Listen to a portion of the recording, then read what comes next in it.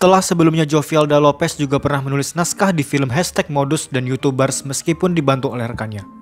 Namun untuk film bucin kali ini, ia benar-benar menulis sendiri naskah film ini berdasarkan kisah nyata yang ia alami. Didukung oleh Chandra Liau sebagai sutradara, sudah pasti film ini bakalan tambah keren dengan aspek sinematografi yang menjadi keahlian Chandra Liau. Memang tak usah disangka lagi kalau keahlian sinematografi Chandra Liau ini emang benar-benar juara. Lihat saja di video-video YouTube-nya yang dibilang sangat niat dalam bidang editing dan sinematografi yang ciamik. Selain itu, film bucin ini merupakan proyek pertama Chandra Liau sebagai sutradara, dan dengan pengalamannya sebagai konten kreator YouTube sangat diterapkannya di film ini. Kerja kerasnya di film pertama ini cukup berhasil menurut Maman. Ia pun juga bermain di film ini. Meskipun menit bermainnya di film ini tidak sebanyak Andovi, Jovi, Tommy, dan menurut Maman, Chandra Liau tidak memiliki peran yang cukup signifikan di film ini. Sorry to say. Jujur saja, Maman sangat menyukai sinematografi yang disuguhkan.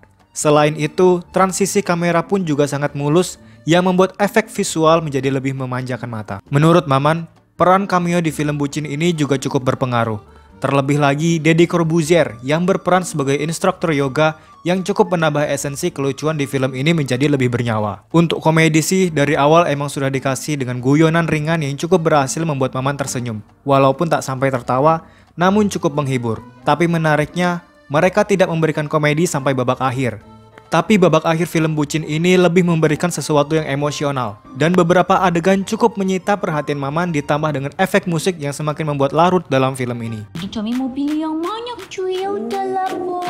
Salah satu yang cukup mencolok menurut Maman di film ini adalah peran dari Tommy Lim, yang benar-benar memberikan segi komedi yang cukup jenaka dengan gaya bahasa dan kebucinannya dengan pacarnya. Dan peran Tommy Lim ini memang sangat menguatkan dari segi komedi di film ini, meskipun Tommy Lim bukanlah seorang komedian. Selain itu, meskipun Susan Sameh sempat diragukan untuk memerankan karakter Vania di film ini, tapi setelah melihat kemampuannya di film ini, Maman rasa cukup berhasil.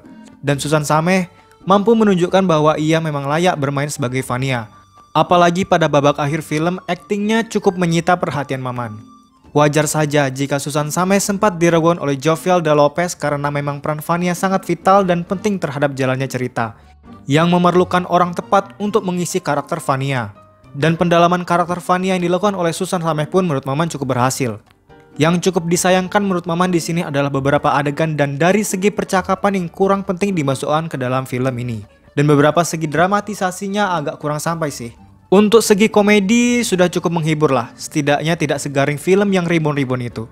Dan sedikit lebih baik dari film #Modus dan YouTubers. Oke, sampai di sini dulu review ringkas dari Maman mengenai film bucin ini. Tetap jaga kesehatan, selalu pakai masker kalau keluar rumah, cuci tangan sebelum dan sesudah melakukan aktivitas. Sampai jumpa di lain video, terima kasih dan stay alive.